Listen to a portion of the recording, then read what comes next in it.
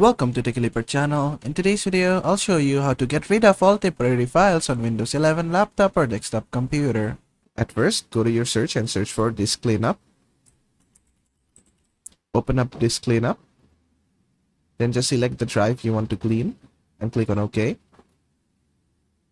Then you'll find all the junk files here. Just make sure to tick everything from here and then click on Clean Up System Files. Then just click on OK. Then just click on OK again.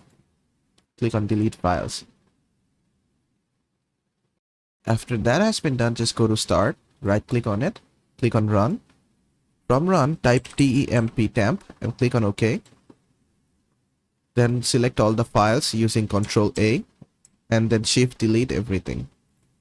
Click on Yes. Click on Do this for all items and click on Skip. After that, close this window.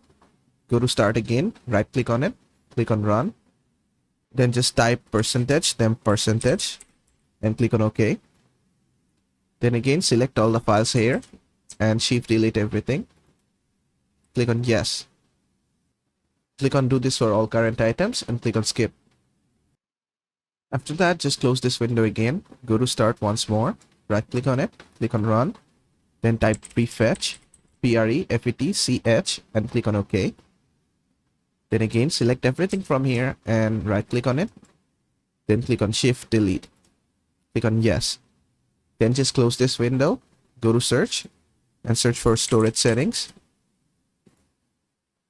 From Storage Settings, let it load properly. After it has been loaded, go to Temporary Files. And then just refresh this. After it has been refreshed, just click on Remove Files. Click on Continue. Just click on it and click on Remove Files. Click on Continue. And that is how to get rid of all temporary files on Windows 11 laptop or desktop computer. I hope this video was helpful. If it was, please give it a thumbs up and don't forget to subscribe.